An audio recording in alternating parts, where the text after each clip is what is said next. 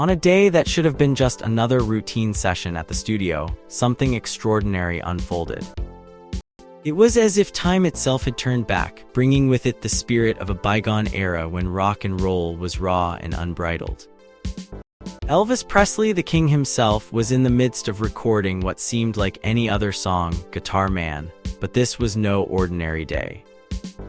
Jerry Reed, the song's writer, singer, guitarist, and publisher, was about to clash with the unapologetically individualist Reed, creating a moment that would shake the very foundations of Elvis's recording career. Guitar Man was essentially a reworking of Reed's own song. It quickly evolved into a duet, blending Elvis's iconic voice with Jerry Reed's guitar prowess. It was a collaboration that everyone involved loved, marking it as one of the best-produced Presley singles in years. But behind the scenes, a storm was brewing. Freddie Bienstock, the man behind the scenes at Hill and Range, hadn't followed the usual protocol. He hadn't secured the publishing rights for Guitar Man as he typically would. This oversight would lead to a confrontation that would change everything. When Bienstock approached Jerry Reed with the usual deal, things took an unexpected turn. Reed, who had taken on all roles himself, from writer to performer, was not pleased. "Why didn't you tell me this before I came here?" he demanded, his frustration clear. He pointed out the wasted time and effort, Elvis's time, the musician's time, and RCA's time. In a bold move, Reed refused to sign the deal, essentially saying he didn't care about the money, and suggested they forget the whole recording ever happened. It was a high-stakes gamble, one that held Elvis and RCA in a tight grip. Elvis, known more for his music than his business acumen, stood firm. He had already recorded the song and loved it. He insisted it be released, refusing to let the matter rest. While he usually stayed out of business dealings, this moment was different. His determination was palpable, showcasing a side of him that was both admirable and rare to witness. This confrontation marked a turning point. Reed's stubborn refusal and Elvis's steadfastness brought a much-needed change. It was as if a breath of fresh air had swept through the stale atmosphere that had been suffocating Elvis's creativity. This incident was not just about a song, it was about reclaiming control and artistic integrity. As the dust settled, a jam session followed, leading to another hit, High Heel Sneakers. This session was a testament to the power of Reed's influence, showing that sometimes it takes a wild man to shake things up.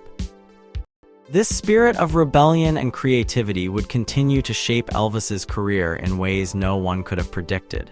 This episode was just the beginning. Elvis's next venture into film, Live a Little, Love a Little, would eventually yield a hit, albeit posthumously. But it was the shift in approach, inspired by Reed's uncompromising attitude, that would lead to a significant change in Elvis's career trajectory. With Hollywood doors closing and traditional movie deals falling through, Elvis and his team turned to television. It was a move that would lead to one of the most memorable comebacks in entertainment history. Elvis was ready to show the world what he could really do, stepping away from the scripts and embracing his true talent. The stage was set for a comeback that would redefine his legacy. In the end, it was not just about Guitar Man or any single moment. It was about a shift in perspective, a realization that true artistry demands freedom and authenticity.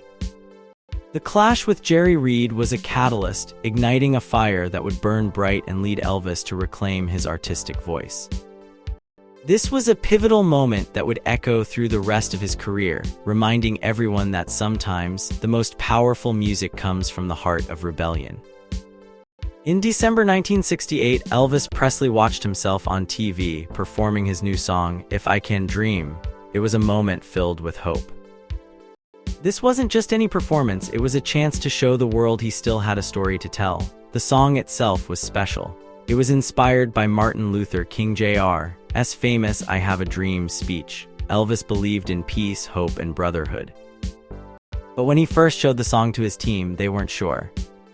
The Colonel, Elvis's manager, dismissed it, saying it wasn't the kind of song Elvis should make, but Elvis wasn't giving up. He knew deep down that this song could change everything. Then, something amazing happened. While Elvis was performing, someone else was listening. It was Elvis himself, sitting in his Beverly Hills home with his wife Priscilla. He heard the performance over the radio. For Elvis, it felt like a public audition. He knew this moment could define his career. As the show aired, he was silent, absorbing every note. When the show ended, phone calls poured in. Friends and fans were excited, praising his performance. Some critics liked it too, saying it was magical to see Elvis find himself again. By the time the ratings came in, it was clear this TV appearance had a huge impact. It was one of the most watched shows of the year, with almost 42% of American viewers tuning in. This was huge, almost as big as the audiences Ed Sullivan had once drawn. The song "If I Can Dream" soared up the charts, and so did the album from the show. Elvis's life was starting to change in ways he hadn't imagined. With this newfound success, Elvis knew he had to shift gears. He wanted to perform live again, but first, he needed to think about his next steps. The Colonel was busy considering this, but another idea came from an old friend, Marty Lacker. Marty suggested recording in Memphis, at a place called American Sound Studio. This studio was known for its great sound and had worked with some big names like Aretha Franklin and Otis Redding. Elvis was intrigued. He loved the idea of trying something new. Elvis and Marty went to the studio, and right away, Elvis felt a connection. He played a song by Mac Davis called "In the Ghetto." It was a song about the struggles of life, something Elvis felt deeply about. They decided to record it in Memphis. This was special because Elvis hadn't recorded in Memphis since 1955, when he was just starting out with Sun Records. The studio, however, had a reputation. It was said to be infested with rats. Elvis laughed it off, calling it a funky place, but he was excited to be back in a city that had been so important to his early career. On January 13, 1969, Elvis stepped into the American Sound Studio. It wasn't the fancy RCA studio in Nashville he was used to, but this place had a raw energy. Elvis joked about the rats, but his focus was on the music. He was eager to create something meaningful. The studio was filled with talented musicians, and there was a sense of excitement in the air. They began recording, capturing the raw emotion of "In the Ghetto." Elvis was fully immersed in the process. He wanted every note to carry weight, every word to matter. The music was powerful, blending gospel and rock, something Elvis was known for but was now refining in a new way. As they recorded, the team knew they were creating something special. It was a moment that felt like a rebirth for Elvis, a chance to connect with his roots and with his audience in a deeper way. This recording session marked a turning point. Elvis was back, and he was ready to take on new challenges. The music he was making was different, more mature, and it resonated deeply with people. As he left the studio that night, Elvis knew he was on a path that could lead to even greater things. He was no longer just the king of rock and roll. He was an artist ready to make his mark in a new way. In the months following the historic recording sessions, Elvis Presley's career took another interesting turn. The king of rock and roll was booked to perform at the brand new International Hotel in Las Vegas. This gig was going to be different. It would test Elvis's abilities like never before. The hotel had a big room where performers sang and entertained guests. It was next to a casino where people went to gamble. Elvis agreed to sing 2 shows every night for 4 weeks. He would earn a whopping $100,000 for his efforts. This was a lot of money, and it was meant to draw people to the casino. For Elvis, this was no easy task.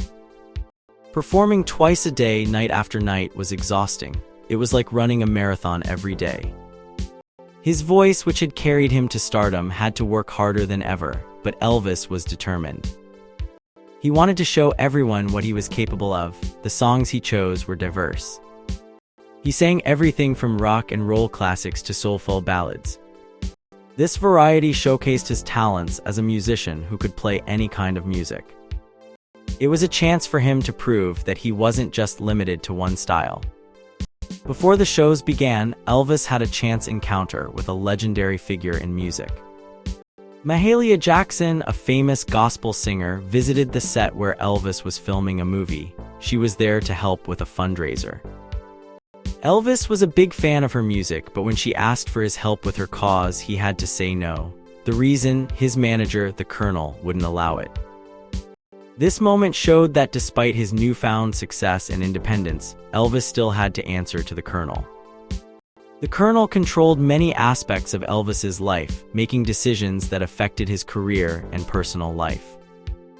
When Change of Habit, a movie where Elvis played a doctor and Mary Tyler Moore a nun, came out in 1970, it didn't create much buzz. Critics said it wasn't great, nor was it bad, it just was. But by this time, Elvis's real movie, his life and music, was more interesting than any film he was in. The Las Vegas gig was a huge success, though. People came from far and wide to see Elvis perform.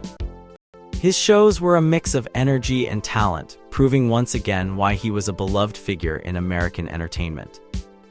As Elvis continued to make music and perform, it became clear that while he had more control over his recording career, other parts of his life still had restrictions. His journey was a mix of freedom and constraints, a dance between his own desires and the expectations of others. In the end, Elvis remained the hottest ticket in America. His music continued to touch hearts and change lives. Though he faced challenges and had to navigate a complex world of managers and publishers, his passion for music remained unwavering. His story is a testament to the power of music to inspire and endure, even in the face of adversity.